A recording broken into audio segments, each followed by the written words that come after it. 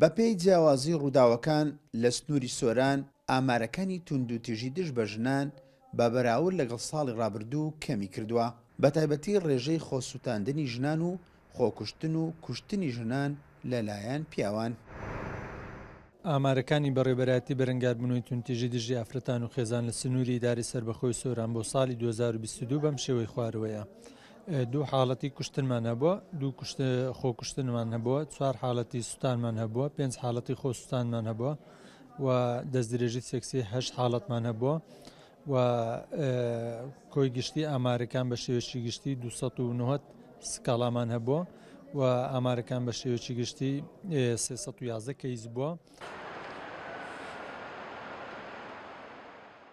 لە تەواوی سنووری ئیداری سۆران ناوەندێک نییە تایبەت بێت بە پاراستن و وشیاری کۆمەڵایەتی حکومی و ناحکومی یان شلتەرێک بۆ داڵدەدانی ژنان لە ئەگەری بوونی کێشە و گرفتێکی کۆمەڵایەتی تەنها بەڕێوەبەرایەتی بەرەنگاربوونەوەی توندوتیژی دژ بە ژنان ئەو کارە ئەنجام دەدات.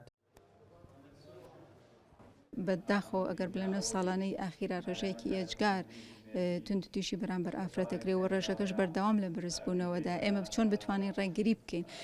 تاکە میکانیزم بە بڕوای من تەنها وەشیارکردنەوەی تاکە لە ناوەندەکانی خوێندن بەتایبەت لەوەی کە پێی دەورێت سنی بلۆغ لە دوای مەرحەلەی با بڵێن 13-14 ساڵیەوە توێژەرە کۆمەڵایەتیە بەڕێزەکانمان بەتایبەت لە ناوەندی و ئامادەیەکانی قوتابخانەدا هەستن بە وەشیارکردنەوەی ئافرەتان بۆ ئەوەی کە بتوانن ببنە تاکێکی بەرگریکار لە مافەکانی خۆیان و ژن بێت پیاو بێت هەمویان ئەگەری ئەوەی هیان هەیە کە تاوان ئەنجام بدەن باشە، بەڵام ژنان لەو حاڵەتانەی کە خۆیان بەشێکیان خۆیان لەوە بەشدارن کە توندوتیژی بەرامبەری خۆیان بەرامبەر خۆیان بکرێ.